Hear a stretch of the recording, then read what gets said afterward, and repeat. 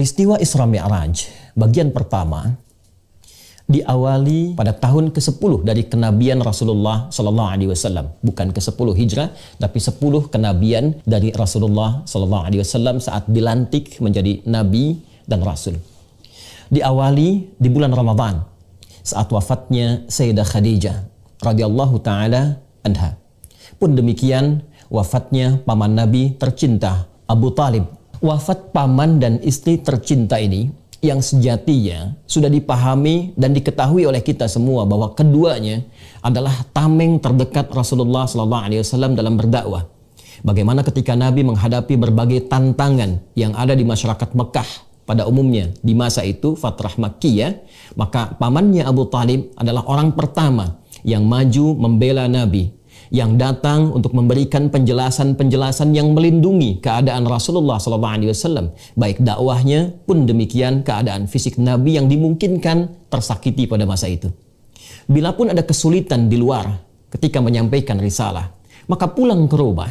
Di rumah pun Nabi SAW mendapatkan pencerahan, perlindungan yang menenteramkan, rasa kasih yang mendamaikan, bukan hanya dari keadaan di luar yang mendapatkan boleh jadi intimidasi, serangan-serangan, persekusi, tapi bahkan tatkala mendapati awal perjumpaan dengan malaikat Jibril alaihi salam saat menerima puncak wahyu itu, maka Sayyidah Khadijah adalah sosok yang paling menenangkan, yang paling mendamaikan, yang paling menguatkan. Jadi di luar ketika Nabi mendapatkan gangguan, ada tameng dari pamannya Abu Talib, dan di dalam rumah ketika membawa kegelisahan, ada pendamai yang menenteramkan, yang berwujud sosok istri yang paling dicintai, yaitu Sayyidah Khadijah radhiyallahu taala anha. Di waktu yang bersamaan, tahun ke-10 Hijrah itu, keduanya wafat di tahun yang sama, kembali kepada Allah Subhanahu wa taala.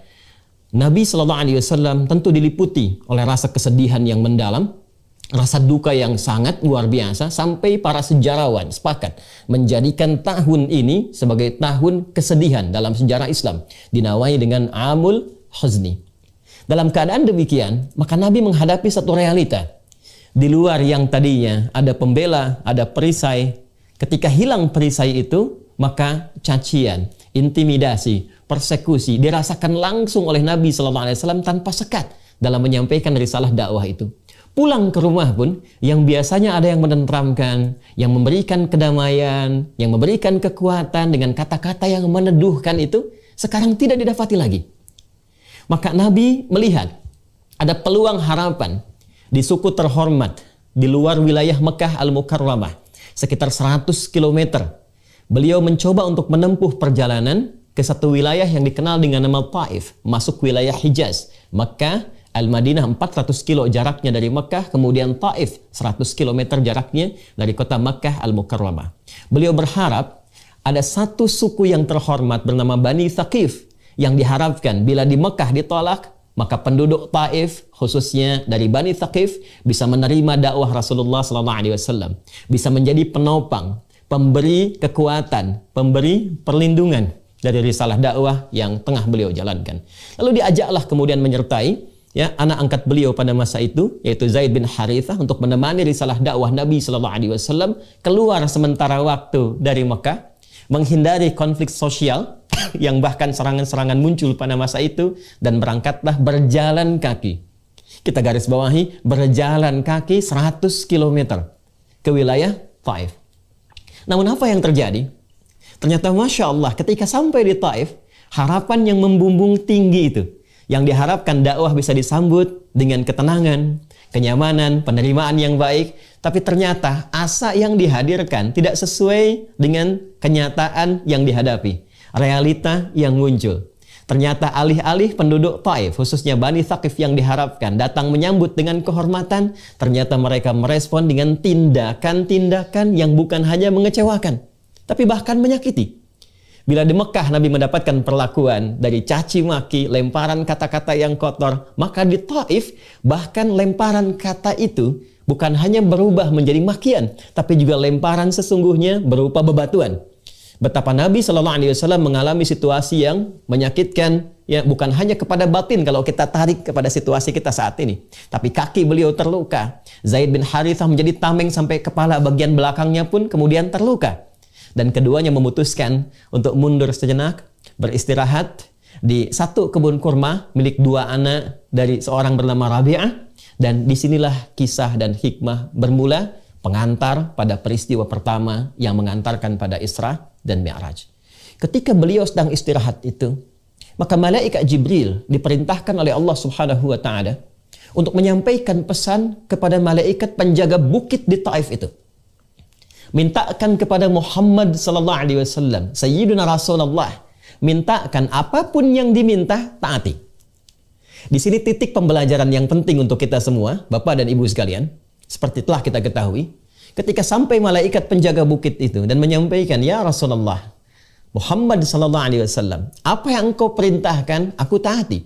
Sekiranya engkau perintahkan aku saat ini untuk mengangkat bukit di Taif ini dan menimpakan kepada penduduk yang telah menyakitimu, maka seketika aku akan lakukan.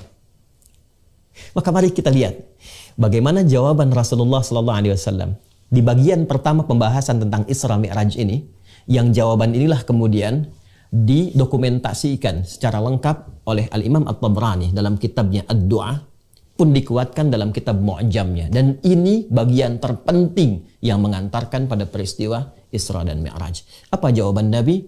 Nabi mengatakan, la, jangan lakukan. Fa innahum qaumun la ya'lamun.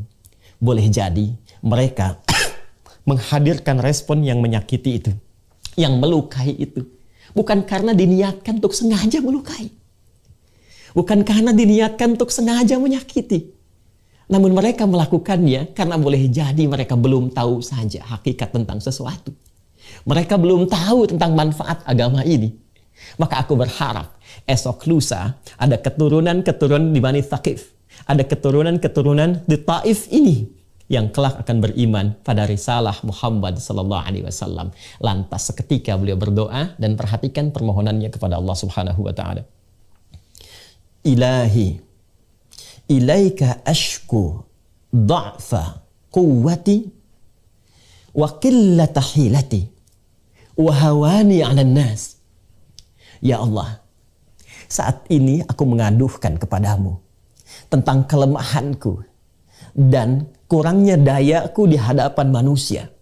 Ya Arhamar Rahimin, duhai yang sempurna kasih dan sayangnya.